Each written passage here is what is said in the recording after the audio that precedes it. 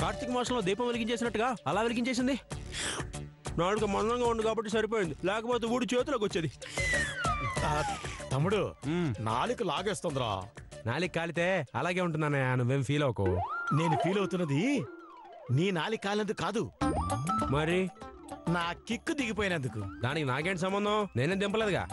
నువ్వు దింపలేదురా, కానీ అమ్మ కొట్టిన బకెట్ నీళ్ళకి తాగినంత దిగిపోయింది. ఓ 500 ఇచ్చావనుకో, వెళ్ళి మందు తెచ్చుకుంటా. 500? నేనెందుకు ఇవ్వాలి? అయినా ఇస్తే ఏం చేస్తావు? నాలుగు మీద నాలా కర్పూరం వెలిగించుకుంటావా? రేయ్, ఈ రాంబాబుని పట్టుకోవటం అంత తేలిక కాదు. ముందు డబ్బులు ఇవ్వు. అయినా ఇల్లు గలవాడు ఏడుస్తుంటే వద్దులే, చెప్తే బాగోదు. అయినా చూడు, నా దగ్గర ఏంటి మాట తడబడుతోంది? చూడు, అమ్మయ్యా బానే వచ్చింది. అజ్ఞా, నా దగ్గర పైతలేదు. ఏంట్రా మాట అలా వస్తుంది?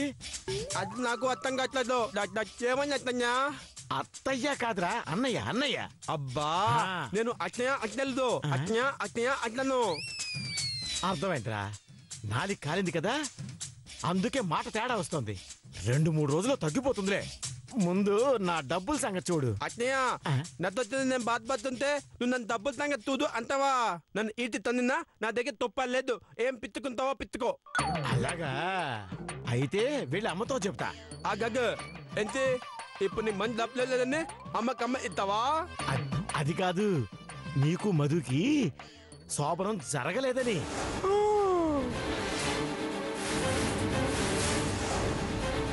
అన్నయ్య, ఇది అన్నయ్య అత్తమో మొత్తం అత్త తొంత తమ్ముని బ్యాక్ మీద తెచ్చానికే నీకు దిగలేదు. మందు దగ్గర సిగ్గుపోయి చాలా కాలమైందిరా. బ్లాక్ మెయిల్ చేయించుకోకుండా డబ్బులు ఇచ్చేసావనుకో, బ్లాక్ మెయిల్ చేసే కర్మ నాకెందుకు చెప్పు. తను ఇప్పుడు ఏం తెమ్మందో? అది ఇప్పుడు ఒక 500 ఇవ్వు. ఇతుకో తావు. ఏంటిది? తారి తావు. అంతేరా, అంతే. నచ్చ తిందని నేను అందరూ ఎక్కాలు తెస్తారా? చెప్తాను రా, చెప్తాను. నాకు టైం అవుతుంది.